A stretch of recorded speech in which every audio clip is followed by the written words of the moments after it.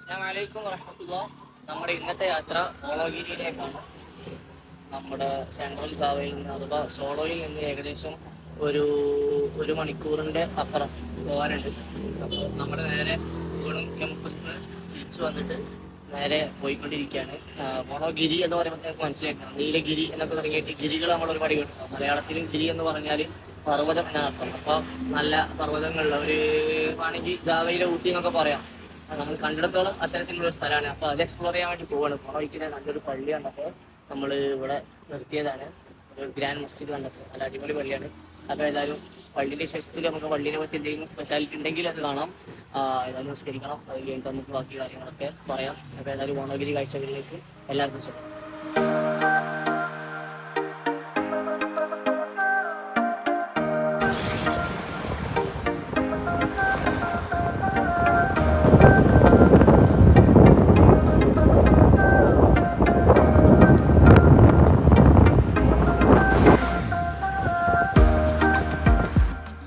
നമ്മളിത് അവിടെ ഉള്ളൊരു വീടിൻ്റെ മുമ്പിൽ വണ്ടിയൊക്കെ നിർത്തിയിട്ട് ഗൂഗിൾ മാപ്പ് കാണിച്ചിരുന്ന സ്ഥലം അതാണ്. ഏതായാലും കുറച്ച് കുറേ നടക്കാണ്ട് കണ്ടാൽ മനസ്സിലാവുണ്ടാവും. ഏകദേശം നമ്മളൊരു കേരള ടച്ച് നമുക്ക് കിട്ടും. അപ്പോൾ അങ്ങനെ പോയിക്കൊണ്ടിരിക്കുകയാണ്. അത്യാവശ്യം നല്ല ക്ഷീണിച്ചിക്കണ്. അപ്പോൾ ഒന്ന് വെള്ളമൊക്കെ കുറവാന്ന് ഏതായാലും മനസ്സിലായി. നമുക്കിവിടെ കാണാൻ കഴിയുന്നുണ്ടാവും. കുറച്ച് വെള്ളമേ ഉള്ളൂ, പക്ഷേ വെള്ളം കുറവാണെങ്കിലും നല്ലൊരു ആംബിയൻസ് ഫീലൊക്കെ ഉണ്ട്. അതായത് നമുക്ക് നോക്കി നോക്കാം. നടന്നൊരു ബൈക്കായിട്ടുണ്ട്. കൊടുങ്കാട്ടിൻ്റെ ഉള്ളിലാണ്. അതെ, 4 ബൈക്കും കാടാണ്. ഒരു 15 മിനിറ്റൊക്കെ നടന്നിട്ടുണ്ടാവും. 15 അല്ല 20. ഇനി എത്ര ഉണ്ട് അറിയില്ല. ബൈക്ക് എടുത്ത് പോയാൽ ചോദിച്ചു. പക്ഷേ ഈ റോട്ടിലൊക്കെ ബൈക്ക് എടുത്ത് കഴിഞ്ഞാൽ വണ്ടി കേടണമെന്ന് ചോദിച്ചാൽ മതി. കുറച്ചും കൂടെ ഒക്കെ നടന്നു നോക്കട്ടെ, എന്താവും നോക്കാം നമുക്ക്. ഒന്ന് ഏതായാലും വന്നതല്ലേ, പിന്നെ തിരിഞ്ഞു പോകണ ഒരു രസമുള്ള പരിപാടിയല്ലല്ലോ. മുൽത്തഫിത്തില്ല എസ്സിൽ എന്നല്ല പറഞ്ഞത്. തിരിഞ്ഞു നോക്കണം, പിന്നെ എവിടെ എത്തുക എന്നുള്ളതാണ്. അതുകൊണ്ട് ഏതായാലും ഒന്നും കൂടെ ഒന്ന് പോയോട്ടെ. അപ്പോൾ നമ്മൾ അവസാനം എത്തിയിട്ടുണ്ട്. ഒരു 1/2-3/4 മണിക്കൂർ നടന്നിട്ടുണ്ടാവും. ചെറിയ ചെറിയ വെള്ളച്ചാട്ടങ്ങളാണ്. ഇങ്ങനെ ചെറിയ വെള്ളച്ചാട്ടങ്ങൾ ഇങ്ങനെ വന്ന് പതിയുന്നൊരു സ്ഥലമാണ്. നമ്മുടെ നാട്ടിലത്തെ ഒരു വെള്ളച്ചാട്ടത്തിൻ്റെ അഥവാ ഒരു വലിയ വെള്ളച്ചാട്ടത്തിൻ്റെ സ്റ്റാൻഡേർഡ് ഒന്നുമില്ല, ചെറിയ വെള്ളച്ചാട്ടം. അപ്പോൾ ഇതിൻ്റെ കാര്യങ്ങൾ ബാക്ക് ക്യാമറ ഓണാക്കി നമുക്ക് കൃത്യമായിട്ട് മനസ്സിലാവും. ഇതാണ് ഒരു പ്രധാന വെള്ളച്ചാട്ടം.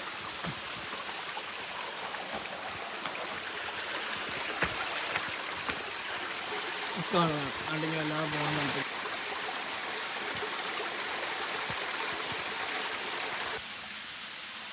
ഇതാണ് നമ്മളെ മറ്റൊരു വെള്ളച്ചാട്ടം. അല്ലാ, വന്ന് മൂഞ്ചെന്ന് പറയണ്ട. ഇപ്പോൾ വന്നിട്ട് ഇത് കാണാൻ പറ്റില്ലല്ലോ, അത്രേ ഉള്ളൂ. കൂടുതൽ ചിന്തിക്കാനൊന്നുമില്ല. ഇതെന്തോ അല്ല പോവുചാലേക്ക് ഒഴിക്കാണ്. ഓക്കെ, ഏതായാലും വന്ന സ്ഥിതിക്ക് വീഡിയോ എടുക്കാൻ വെച്ചു. ഏതായാലും ഒന്ന് കയ്യും മുഖമൊക്കെ കാണിച്ച് കുറച്ച് റിലാക്സ് ചെയ്ത്. അപ്പോൾ നമുക്ക് മോണോഗിരിയിൽ എന്താ കാണാനുള്ളത് ചോദിച്ചാൽ ഒരുപാട് കാണാനുണ്ട്. എല്ലാവരും കാണാത്തൊരു സ്പെഷ്യൽ സംഗതിയൊക്കെ കണ്ടോട്ട് വെച്ചിട്ടാണ്. വേറെ സ്പെഷ്യൽ സാധനം ഉണ്ട്, ഇപ്പോൾ കാണിച്ചിടാം. ഇതിൻ്റെ അടി കണ്ടോ ഒരു സാധനം. ഇതാണ് ഇവിടുത്തെ ഒരു സ്പെഷ്യൽ സാധനം.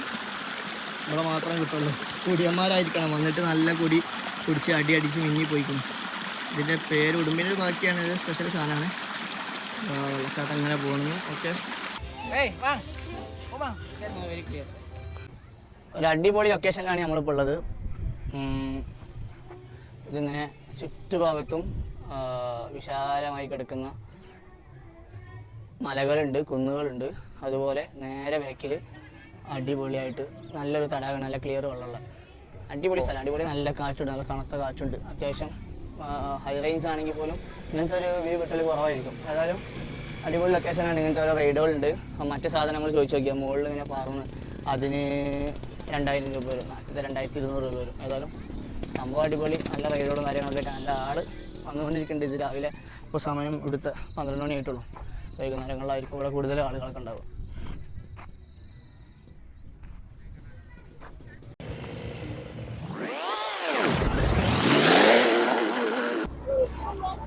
സ്വന്തമായിട്ട് ഒരു ബോട്ട് വാങ്ങിയതൊന്നുമല്ല, ബാക്കിൽ കണ്ടമാൻ ആൾക്കാരുണ്ട്.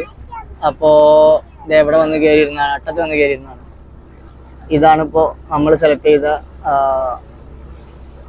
ചെയ്ത റൈഡ്. ഒരുപാട് റൈഡുകളുണ്ട്. ലൈക്ക് സ്പീഡ് ബോട്ട് ഉണ്ട്, പിന്നെ പാരച്യൂട്ട് പോലത്തെ അങ്ങനത്തെ സംഗതികളുണ്ട്, പല പരിപാടികളുണ്ട്. അപ്പോൾ നമ്മളേതായാലും ഇതാണ് ചൂസ് ചെയ്തിട്ടുള്ളത്.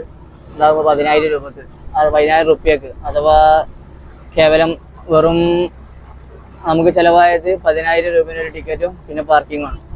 അപ്പോൾ 10,000 എന്ന് പറഞ്ഞാൽ നാട്ടിലൊരു 60 രൂപ വരുള്ളൂ. അപ്പോൾ ഏതായാലും സംഭവം അടിപൊളിയാണ്. നമുക്ക് ഈ ഓണോഗിരി പർവ്വതങ്ങളെ നടുവിലൂടെ ഈ സൈഡിൽ കാണുമ്പോൾ ഓണോഗിരി പർവ്വതങ്ങളാണ്. നമ്മൾ പശ്ചിമഘട്ടമൊക്കെ പോലെ ഇവിടുത്തെ ഒരു ഫേമസ് പർവ്വതമാണ്. കൂടുതൽ ഡീറ്റെയിൽസ് പറയാറില്ല. അപ്പോൾ ഓണോഗിരി പർവ്വതത്തിൻ്റെ താഴ്വാരത്തിലൂടെ അതിൻ്റെ ഓണോഗിരി നദിയുടെ നടുവിലൂടെ ഉള്ള ഒരു നല്ല റൈഡ്, ഇത്ര ചെറിയ എമൗണ്ടിന്. അപ്പോൾ ഏതായാലും സംഭവം അടിപൊളിയായി.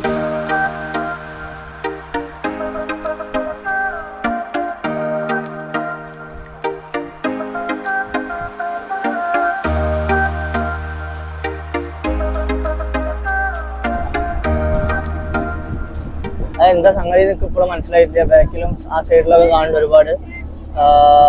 ഐ തിങ്ക് എന്തോ ഫിഷിങ്ങിനുള്ള സെറ്റപ്പാണ് തോന്നുന്നത്. എണ്ണപ്പെട്ട ആളുകൾ മാത്രമേ അവിടെ ഉള്ളൂ. ഫിഷിംഗ് ആണെന്നാണ് മനസ്സിലാവുന്നത്. നല്ല തണുത്ത കാറ്റുണ്ട്, അടിപൊളി വൈബാണ്.